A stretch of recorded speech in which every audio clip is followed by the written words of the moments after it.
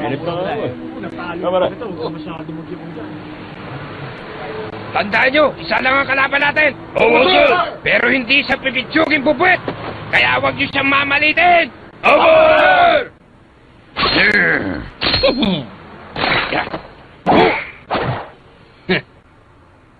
Yan kaya yung bali-balitang labanan, Mr. Motobe?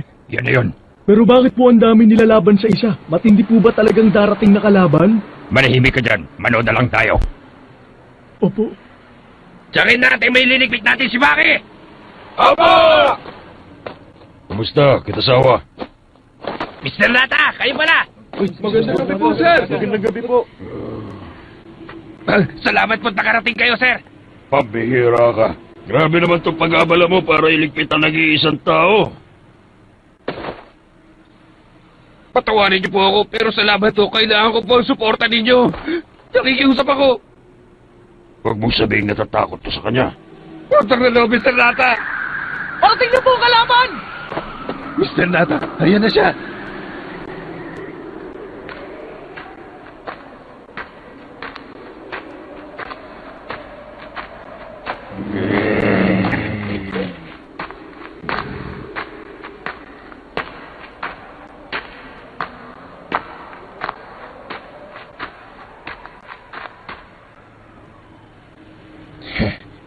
Mag-isa lang siya. Oo nga, pagtulungan na natin siya para matapos na ito.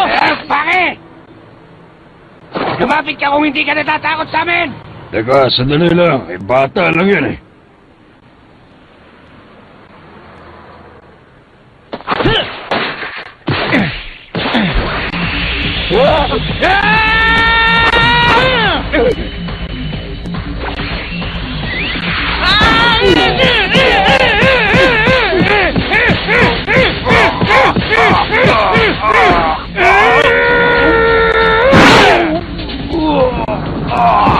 Mr. Lata!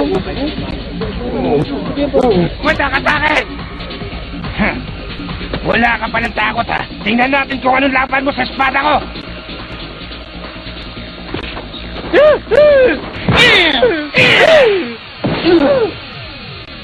Mr. Kitasawa! Pambihira! At ang bilis niyang napabagsak ang pinakamagaling sa kanila! Nakita mo, ha? Walang inuurungan ng batang yan. Pati patalim hindi niya kinatatakutan.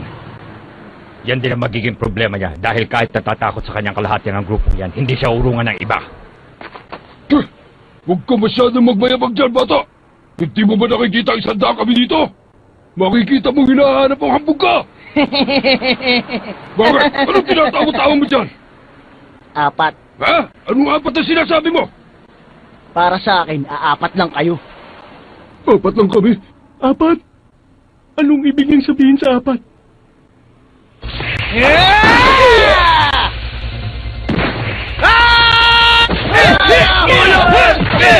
Talagang wala mo na batang mo!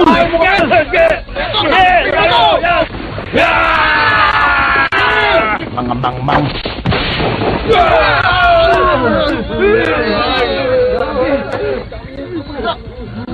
Kapag pinagsama-sama sila, 4 na tao lang ang tingin niya sa lahat ng mga kalaban niya. Pero 100 sila, sir! Hindi niya pwedeng isipin na ganun lang ang sitwasyon! Mr. Motobe!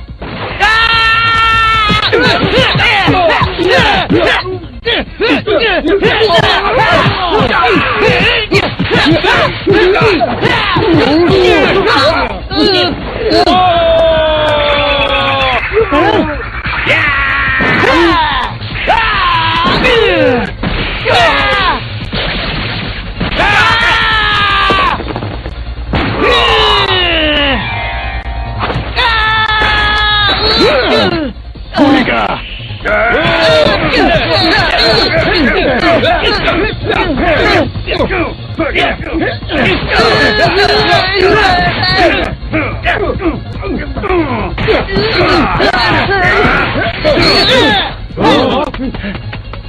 Tumatakot sa habulin natin!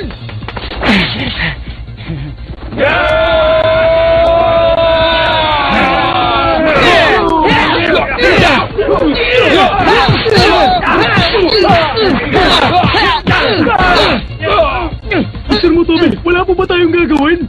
Wala. Mas matindi pa dyan ang dinanas na dati. Pero sir!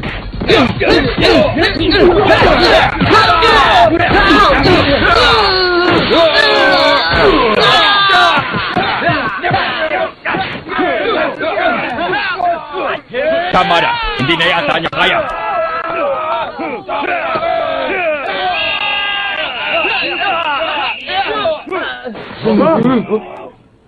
Hoy! Kayo lahat!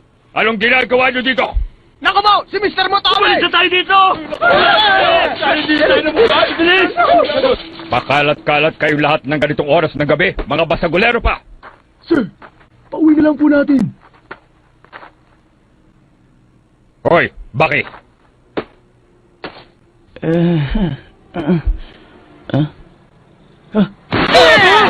Sir! Ay! Kayo pala! Oo, siya nga! Pati si Mr. Motobe, sinaktan mo! Kontakpin kaya kita! Wag! Panglimang ngipin ko na yun, ah. Kailangan ko na naman pumunta sa dentista. Ikaw talaga bata ka. Mr. Motobe, Ayos lang ako. Bakit? Talo ka ngayon. Pero ang napabagsak mo, ilan ba ito? Bilangan mo nga. Mga 37 tao po. Apo. 37 ang napabagsak niya sa loob na 100 kalabang hinarap niya. Di ko alam kung ilang pa sana kung hindi dumating ang mga pulis. Sige, magpatuloy ka na lang sa pagmamanman.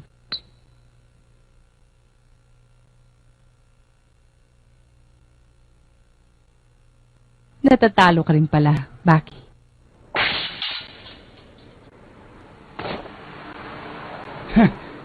Nakakawalang gana naman. 37 lang pala. Ang buong akala ko pa naman, mga 50 nang napabagsak ko.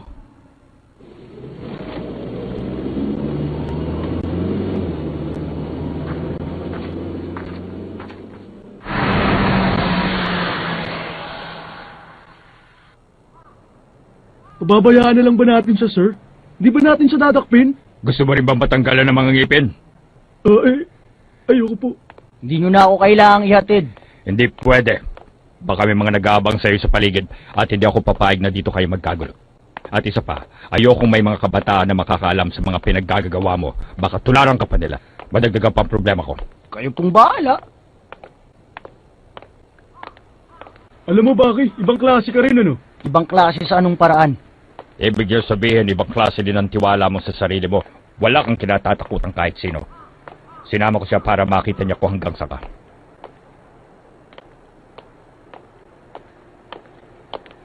Oh!